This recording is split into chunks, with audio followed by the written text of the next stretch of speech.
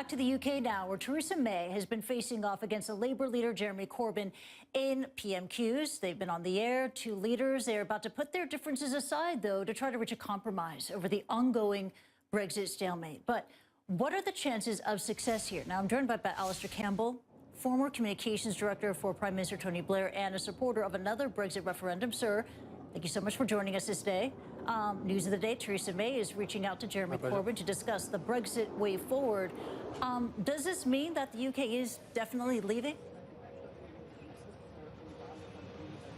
Well, listen, I hope not. But I think what she's trying... Look, she's desperate. There was a 7-hour meeting of the cabinet yesterday, and she came out, and this was the best she had to offer. She wants to sit down with Jeremy Corbyn, the leader of the Labour Party, and try to agree a Brexit that they can then get support for in the House of Commons and get it over the line. I just don't see it happening. Added to which, I don't think it was really serious grown-up politics. She didn't tell him that she was planning to announce it. She just announced it on TV. That was the first that he'd heard of it.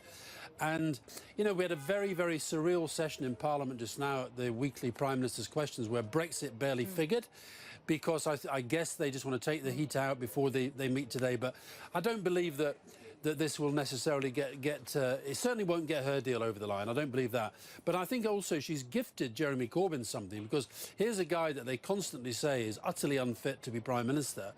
And now she's basically saying, I can't do this without you. And I hope that what he does is force her to say that under no circumstances are we going to allow no deal to happen, the UK to crash out without a deal.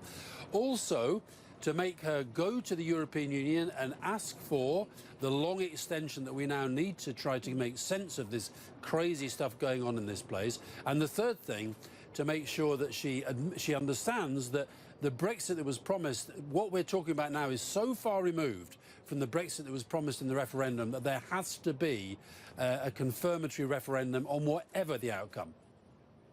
Theresa May is pressing ahead with Brexit, with these cross-party talks. She is due to ask for another extension with the EU. Of course, you, sir, are a resolute Remainer. Do you fear that your dream of staying in the EU is still alive?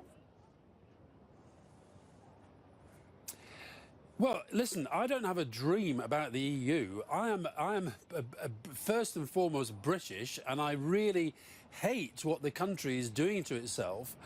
And is that dream alive? It most certainly is, because I think that she's now running out of road. She's trying to kick this can further and further down the road. She's really been pushed to a position, I think, where she's only going to have two options left. One is an election and one is a referendum.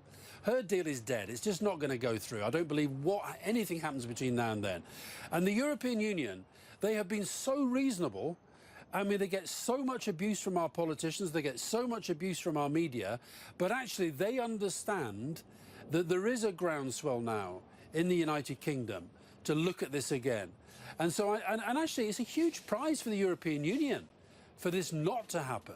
So I really, really, really do believe that the country's changing its mind. I think so many people now regret the referendum. They regret the vote.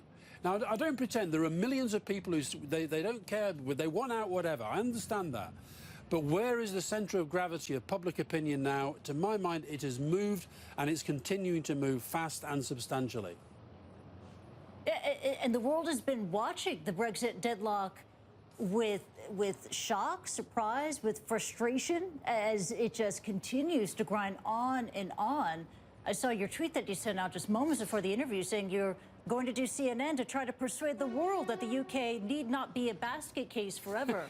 So how do you answer that? How do you prove that to international viewers? You know, why is it so difficult for the UK government to honour the result of the referendum and exercise in direct democracy that did ask for Brexit? Well, there's a very simple answer to that. We are a parliamentary democracy, and David Cameron decided, for his own internal political reasons, as a tactic to help him through the election, he decided to offer a referendum. And what has happened since the referendum is that government and parliament have tried to make sense of Brexit. But they've discovered, the negotiations have made this clear, that Brexit that was promised is undeliverable. We cannot do this without damaging the country. So what MPs are being asked to do is to vote for something, to support something that in their hearts they know is going to damage the country. Now, there's a minority in there who don't care. They believe that any price is worth paying to get out of the European Union. Now, that's a legitimate, principled view. It just happens to be one that the majority now think is going to damage the country. And so what they've been asked to do is to square a circle. And you know what? You can't square circles and you can't have your cake and eat it. And that's why it's proving so difficult. Alastair Campbell, thank you so much for joining us. A lot of people listened to what you said just now. It was a good explanation that we needed to hear. Thank you. Now, meanwhile, we are learning